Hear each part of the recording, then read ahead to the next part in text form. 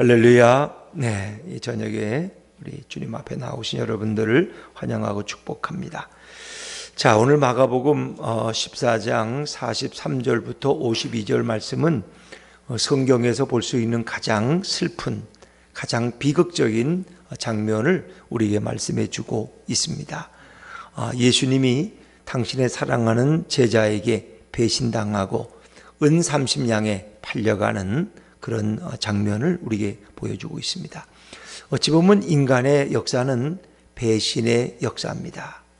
그래서 성경의 역사도 사실은 배신의 역사를 그대로 우리에게 담겨주고 있죠. 최초의 배신자가 누굴까요? 아담입니다. 아담이 하나님을 배신한 거예요.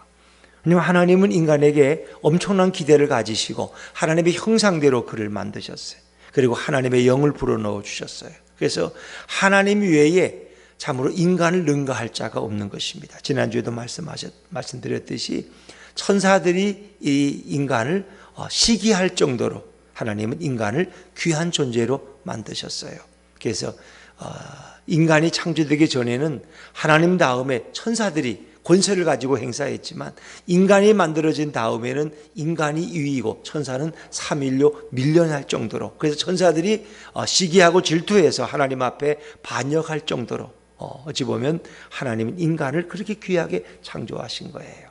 그런데 그 인간들은 하나님이 주신 그 은혜와 특권을 누리는 것으로 만족하지 못하고 인간의 마음속에 욕심이 들어간 거죠.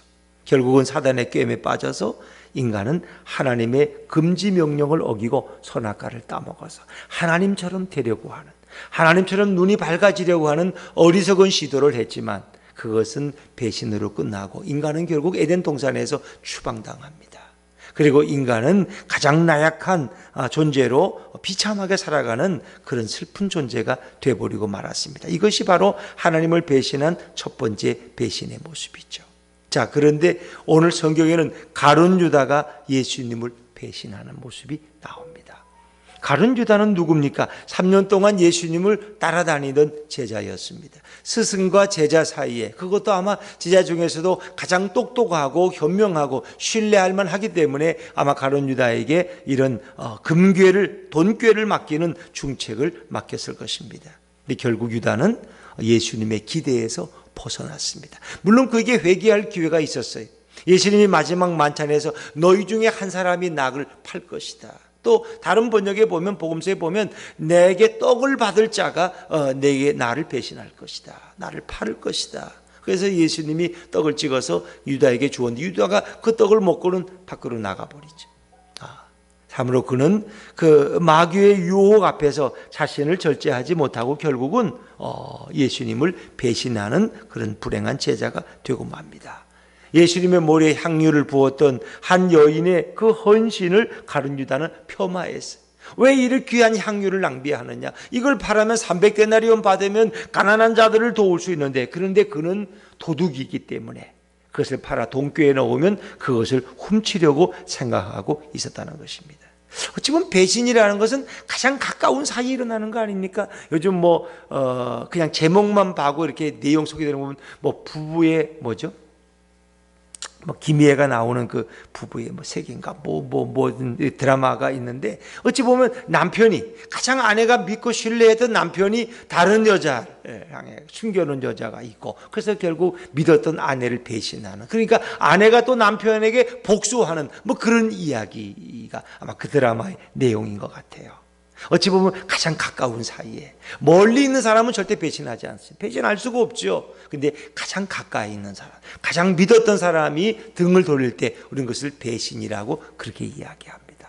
그래서 박정희 대통령이 이렇게 시해 당했지만 그를 결국은 향해서 총을 발사한 사람이 누구예요? 가장 신뢰했던 중앙정보부장 김재규 씨 아닙니까? 그래서 남산의 부장들이라는 영화가 소개돼서 그런 관계들을 우리에게 소개해주고 있지 않습니까?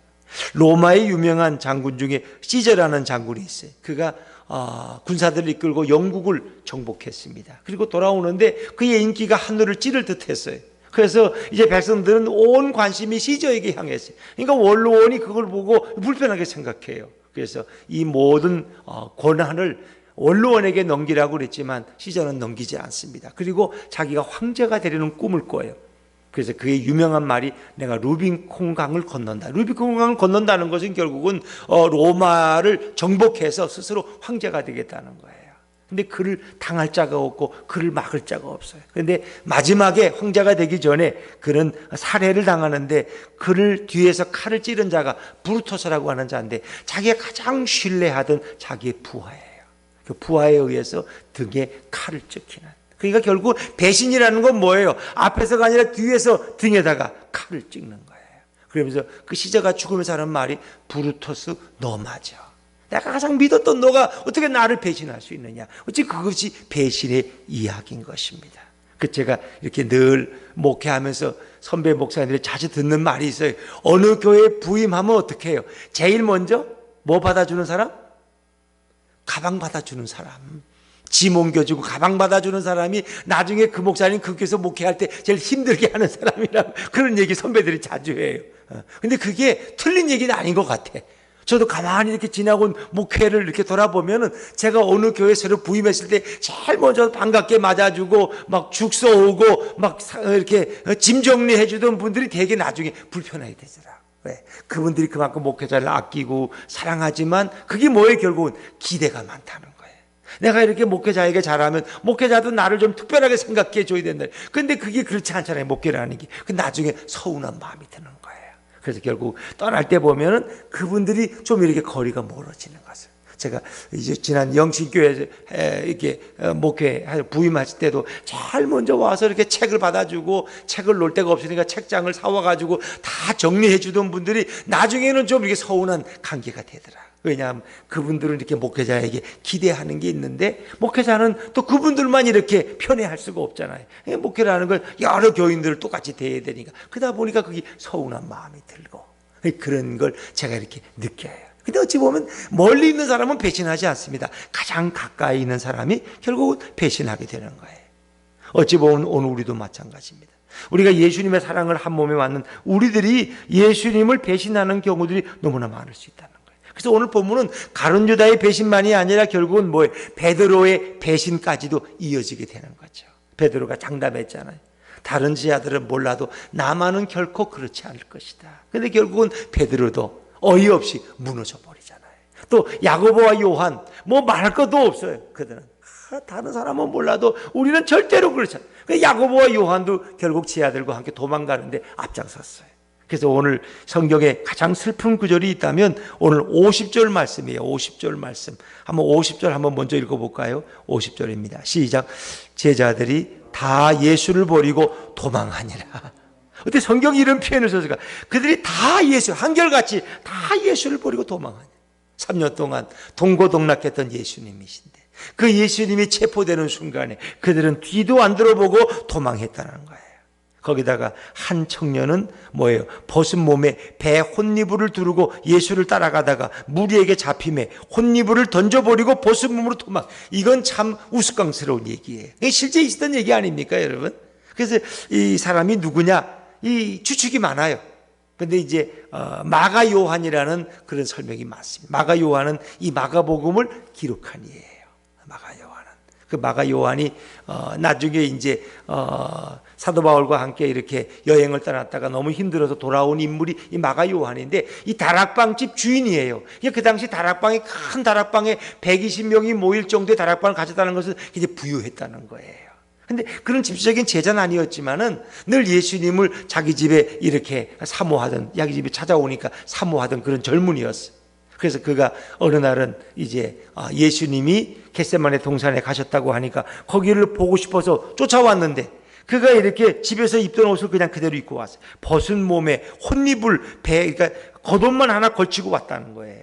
그런데 그가 거기 무리 속에 있다가 결국은 이제 도망가는데 혼니부를 던져버리고 벗은 몸으로 도망갔다. 그러니까 마가 요한은 자기의 부끄러운 모습을 결국 여기 쓰는 거예요. 이게 이 성경을 기록한 거 보면은 남의 얘기는 안 써요. 남의 부끄러운 얘기는 안 써. 왜? 그건 그 사람에게 실례. 그러니까 자기의 부끄러운 얘기는 이름을 밝히지는 않지만 그걸 그대로 쓰는 거예요. 내가 이런 인물이었다.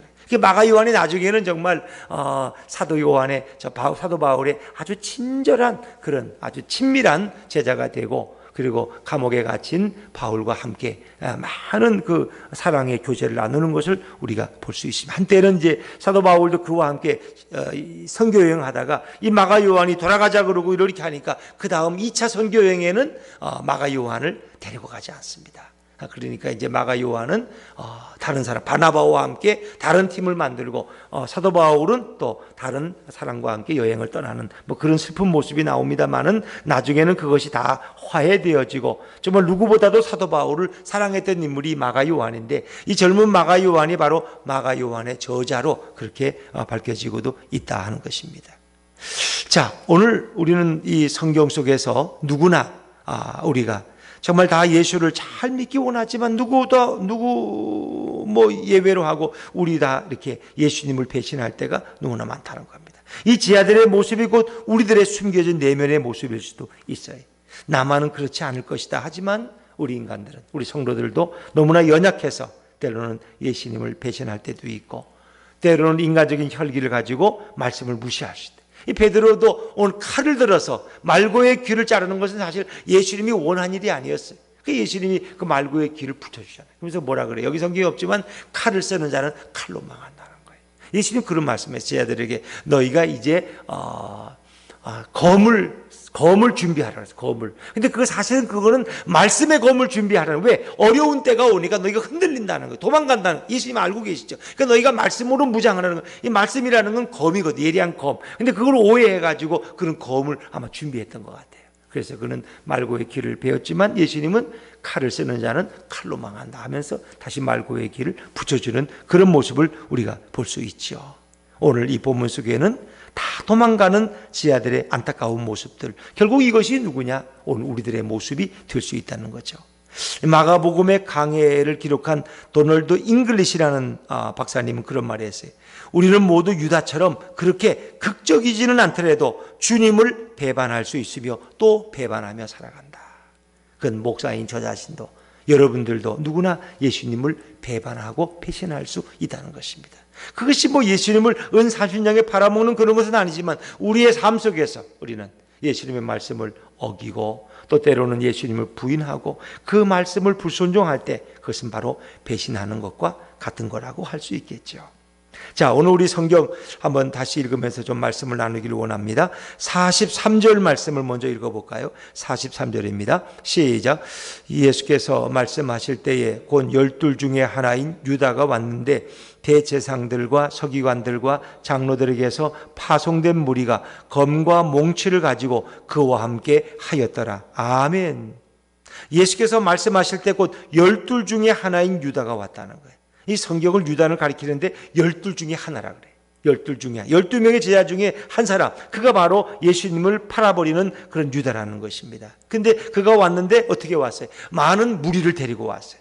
대제사장들과 서기관들과 장로들에게서 파송된 무리들, 그들은 성전 경비병들이었고 또 이 대제사장의 하속들이었고 그리고 로마 군병들이었습니다. 적어도 몇백 명의 군사들을 이끌고 왔어요. 근데 누가복음에 보면은 그 무리 속에 대제사장도 있었다 그래요. 그리고 로마의 천부장도 있었어요.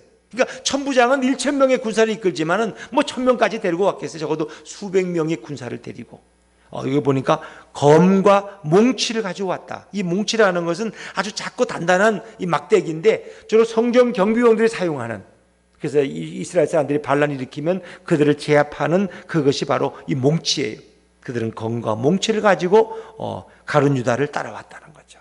이제 가룟 유다는 그 마지막 만찬하는 자리에서 예수님을 떠나게 되죠. 그 자리를 떠나요. 그는 회개하지 않습니다. 그리고 마가복음 14장 10절 11절 말씀인데 한번 여러분 14장 10절과 11절 한번 읽어볼까요? 10절과 11절입니다. 시작. 12 중에 하나인 가룟 유다가 예수를 넘겨주려고 대제사장들에게 가매 그들이 듣고 기뻐하여 돈을 주기로 약속하니 유다가 예수를 어떻게 넘겨줄까 하고 그 기회를 찾더라. 자, 가룟 유다는 회개하지 않습니다. 그는 이미 사단에게 붙들려 버렸어요. 그리고 대제사장들과 흥정했어요. 예수를 넘길 때 너 얼마나 주겠느냐. 그래서 은 30냥. 그것은 아마 그 당시에 돈을 하면 한 120데나리온 정도 된다 그래요. 어찌 보면은 한 사람의 보통 노예 한 사람의 값어치. 그리고 보통 일하는 분들의 한 3달치 월급, 뭐 그 정도 돈밖에 안 돼. 하필이면 예수님을 어떻게 은 30냥에 팔아버렸을까? 구약에 보면은 누구죠? 요셉이 형들에 의해서 은 20냥에 팔려가죠. 노예 상인에게. 이제 그것이 바로 예수님이 은 30냥에 팔릴 것을 이미 요셉을 통해서 성경은 이미 예표하고 있는 것이죠.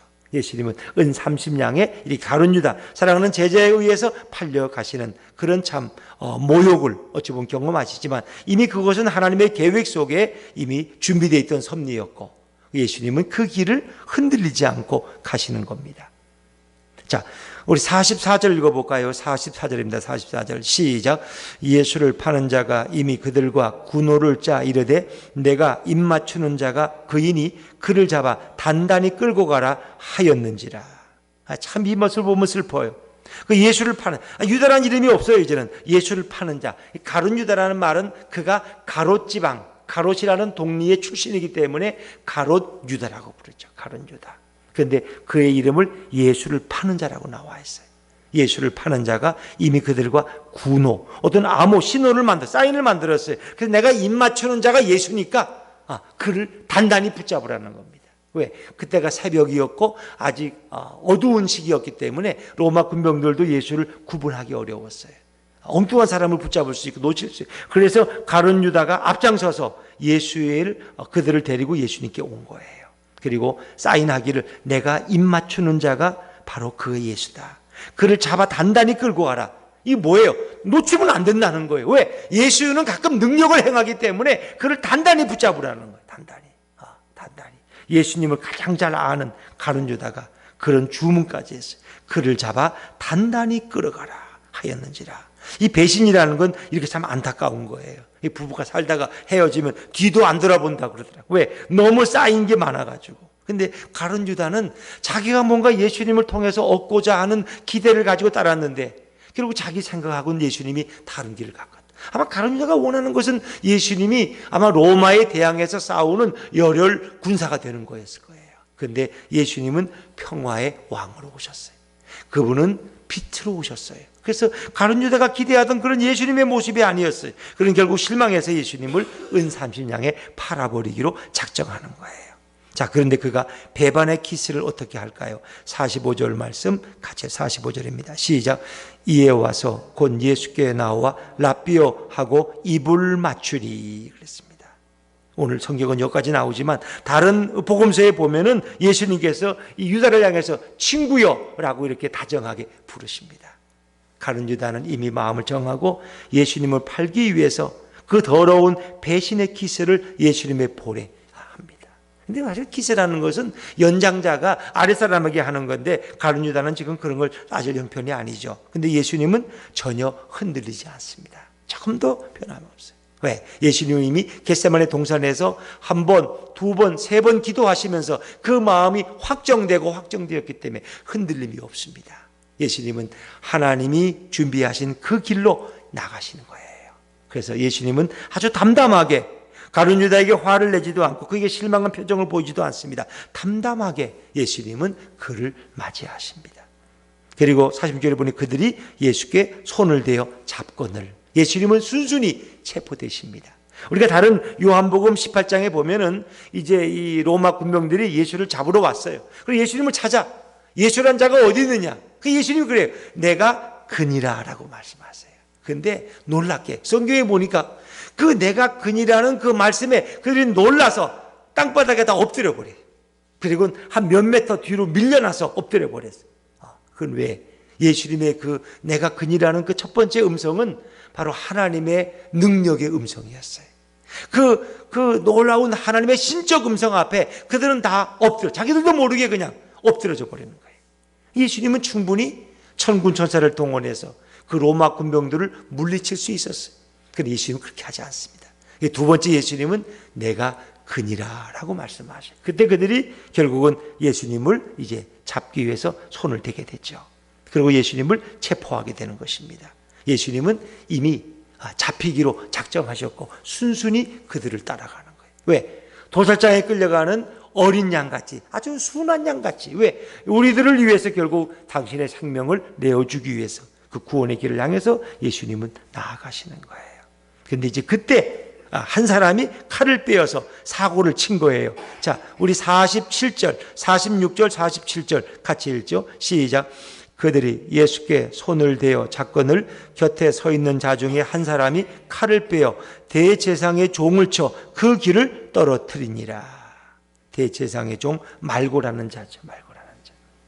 그 길을 떨어뜨려. 근데 예수님은 여기는 이제 나오지 않지만 칼을 쓰는 자는 칼로 망한다. 그러면서 그 검을 꼽으라 그러시고 말고에 떨어진 귀를 다시 붙여주시는 그런 예수님의 자상한 모습을 볼 수 있습니다. 사실 예수님을 잡기 위해서 이런 검과 뭉치가 필요했을까요? 전혀 필요 없어요. 그런데 그들은 만약의 경우를 대신해서 이렇게 수백 명의 군병들을 완전 무장시켜서 예수님을 체포하러 왔다. 그러나 예수님은 순순히 그 길을 기쁘게 가시는 거죠. 그래서 예수님이 이제 그들에게 말씀하셔요. 자, 48절, 49절 말씀 한번 읽어볼까요? 48절, 49절입니다. 시작. 예수께서 무리에게 말씀하여 이르시되 검과 몽치를 가지고 나를 잡으러 나왔느냐?